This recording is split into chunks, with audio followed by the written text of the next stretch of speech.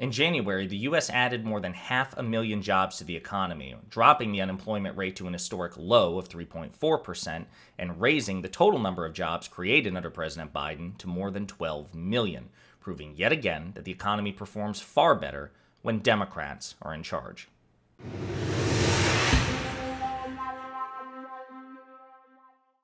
All right, folks, we have some fantastic news this morning for the Biden administration, for the Democratic Party, and most importantly, for the American people, regardless of your political affiliation, in the form of a jobs report for January that vastly exceeded expectations. Okay, the U.S. economy, according to the Labor Department, added 517,000 jobs in January, which is basically double what was initially projected.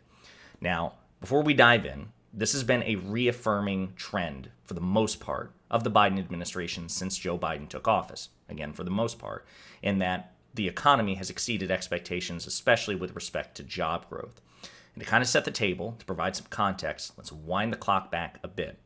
George W. Bush, a Republican president, leaves office, and on his watch, the Great Recession and the housing crisis kicks off.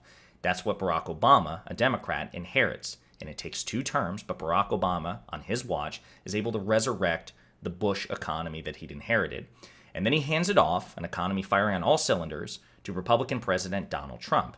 And to give the devil his due, initially speaking, Donald Trump was able to keep those Obama-era growth trends continuing. Until Trump was allowed to be Trump and Republicans were allowed to be Republicans, because despite what they will tell you, Republicans don't have sound fiscal policy, which is why for the past 30-something years, the economy has performed far worse on their watch and far better on the Democrats' watch, right?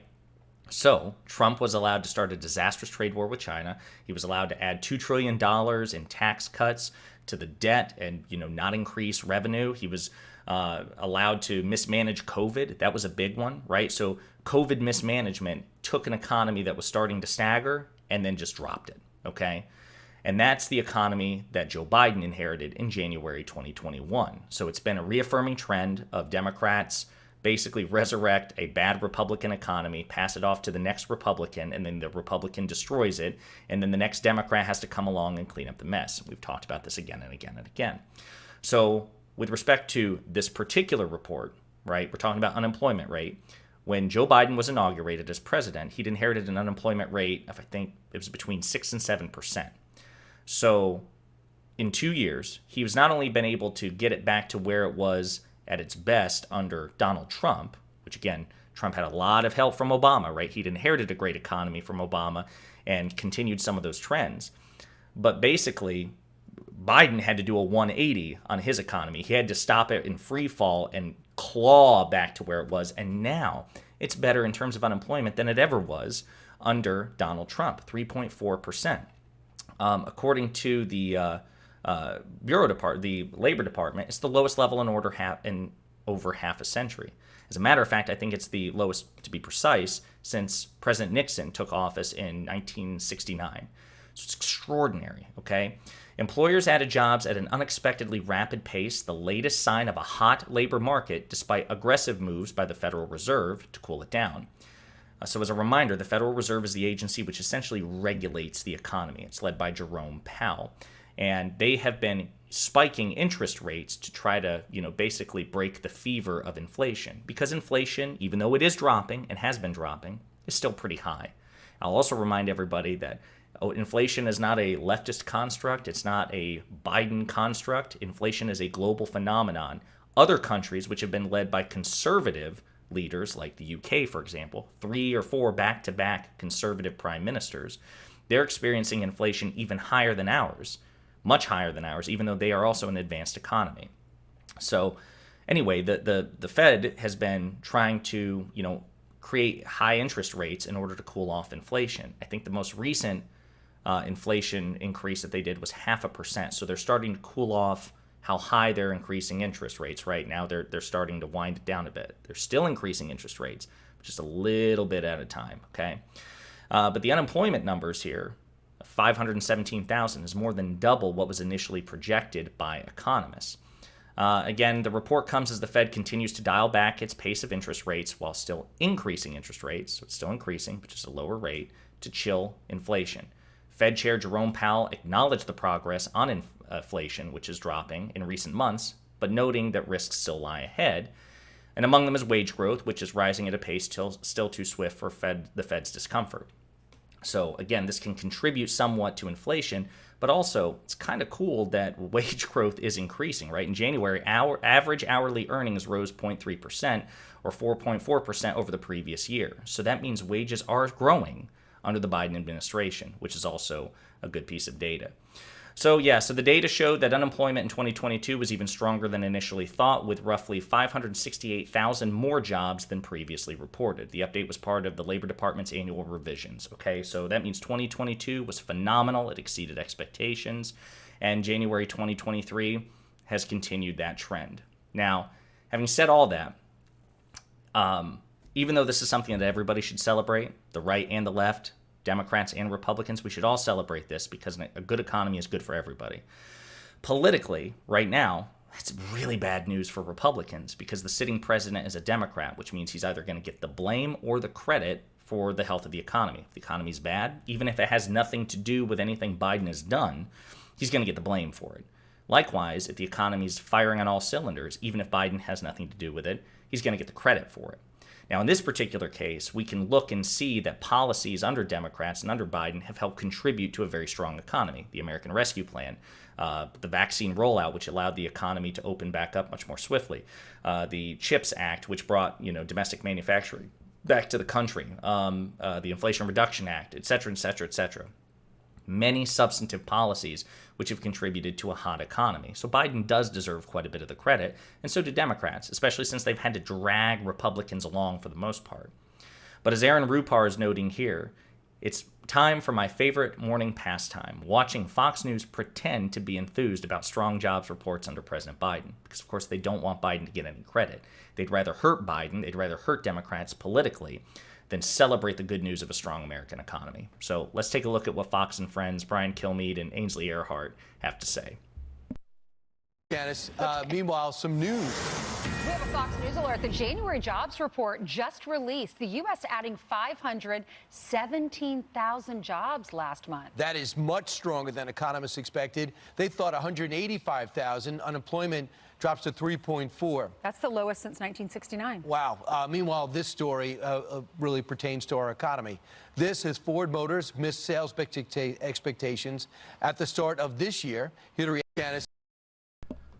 They'd spend all of 10 seconds on it. 517,000 jobs added to the economy, an historic low unemployment rate. And they're like, yeah, that's higher than expected. No mention of Biden or the Democrats. You know, if this happened under Donald Trump, they'd be cheerleading. They'd be throwing up banners about how great Trump is.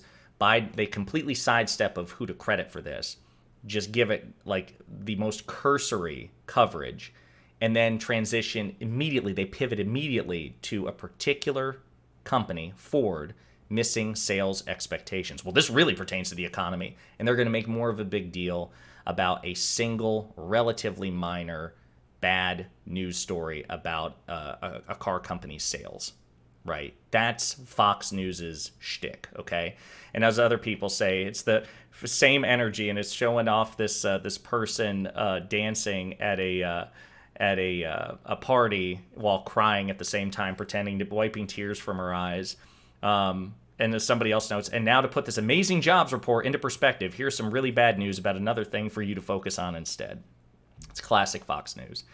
Now, I'll also say that some people, just to provide some context here, why are we focusing on jobs? Just in case it's not self-evident, right?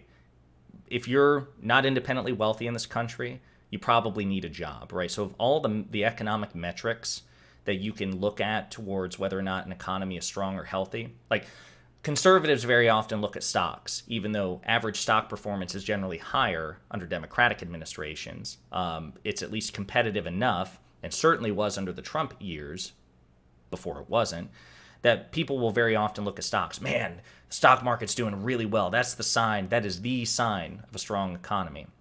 But as the Economic Policy Institute notes, while no single number captures all the nuances in the health of the labor market, the unemployment rate is considered one of the most important economic indicators. The unemployment rate measures the share of workers in the labor force who do not currently have a job but are looking for work.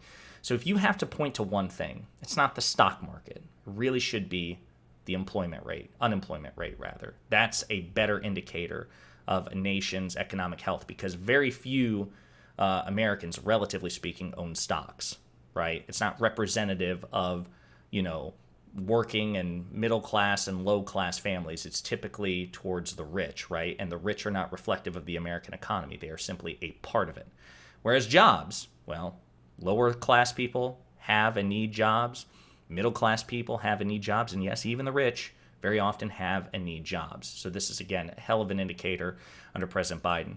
I'll also point out, just for this benefit, the Bureau of Labor Statistics, has, again, calculates the unemployment rate, and it can go back much further than 2013, but this is just what they have available. And if you look, some pretty decent numbers, and you see it dropping over time under President Obama, continuing that trend under President Trump, and now we get to President Biden, 3.4%, and it's the only one here. It's lower than it ever was under Obama, and more importantly, Donald Trump. So this is really, really important, and I'll just end it here by saying one of the recurring themes of this channel is to try to debunk the notion that Democrats are worse in the economy than Republicans. Certainly that is the perception. There's no denying that that is the perception of the average voter, because they've been told again and again and again that if you want, a party to really care about your feelings and social justice nonsense, you go Democrat. But if you want you boost the strength of your wallet, you vote Republican. And while it is true that Democrats are also better on social and humanitarian causes than the Republican Party, which should be a reason to vote for them, if you really are one of those people that you only vote about your wallet, you only care about the American economy, then probabilistically speaking, you're better off voting Democrat. And Democrats have got to reclaim the narrative about this. Republicans are not good for governing, not in terms of social policy, not in terms of fiscal policy. They suck. They just suck as a party. What the Republican Party is good for, culture war takes, M&Ms, cartoon mascots, what they're wearing, gas stoves, not an issue. Like, if you want to get pissed, yeah, sure, vote Republican. But if you want to govern, if you want the government to actually govern and govern responsibly and at least try to do things better for you, vote Democrat. So help spread the word. Democrats rule, Republicans drool, even on the economy. Spread the word. Hey, you! Thanks for watching. If you liked the video, and I hope that you did, please hit the like and subscribe buttons below. And if you absolutely hated the video, the best revenge for you is also to hit the like and subscribe buttons below. That'll teach me. If you want to share an opinion or share some feedback, go ahead and leave a comment, all right? 2023 is a year of change, hence the aggressive rebrand and commitment to new content. Inspired by my friends Luke Beasley and STV Philly, my personal goal for this channel is to hit 40,000 subscribers by the end of the year. So I'm hoping you'll do me a solid by spreading the word and the videos to potential fans and hate watchers alike. And in the meantime, we'll be pondering politics again with you very soon.